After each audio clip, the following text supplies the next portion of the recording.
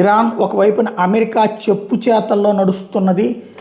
ఉద్యమం అంతా తమ దేశంలో జరుగుతున్న ఉద్యమం ఏదైతే పహ్లావీకి అనుకూలంగా, పర్షియన్ ప్రభుత్వానికి అనుకూలంగా, ఇస్లామిక్ రెజీమ్కి వ్యతిరేకంగా జరుగుతున్న ఉద్యమం ఒకవైపు, ధరల పెరుగుదల, ఆ జీవితాలు అస్తవ్యస్తమైనటువంటి వ్యవహారం మీద నిరసనలు మరొక వైపు జరుగుతున్నటువంటి వేళ దాన్ని అణచివేస్తున్నటువంటి కొమైనీ టీం చెప్తున్నటువంటి మాట అయితే అమెరికా దీని వెనకాల ఉంది, ఇజ్రాయెల్ దీని వెనకాల ఉంది అన్నటువంటిది.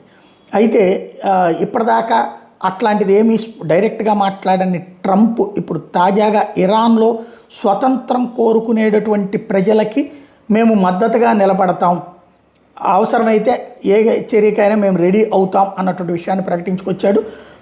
అమెరికా ఆ ఉద్యమకారుల వెంట ఉంది, తమ స్వతంత్రం కోరుకునేటటువంటి ప్రజల వెంట ఉంది అన్నటువంటి స్టేట్మెంట్ ఇచ్చుకొచ్చాడు. తద్వారా అమెరికా ఇరాన్లోకి ఎంటర్ కాదు, ఆ ప్రజలు తిరగబాటు చేసి కొమైనీని తరిమేస్తే గనక ఆ వచ్చే ప్రభుత్వాన్ని మేము గుర్తిస్తాం, మేము గుర్తించామంటే యూరోపియన్ గుర్తిస్తే నాటో గుర్తిస్తే, అందరూ గుర్తిస్తే, ఐక్యరాజ్యసమితి గుర్తిస్తే, అప్పుడు ప్రపంచం గుర్తిస్తుంది. కాబట్టి తరిమేసుకునే పని మీది, ఆ తర్వాత మిమ్మల్ని వాడుకునే పని మాది అనేటటువంటిది అమెరికా అధ్యక్షుడి మాట అనమాట.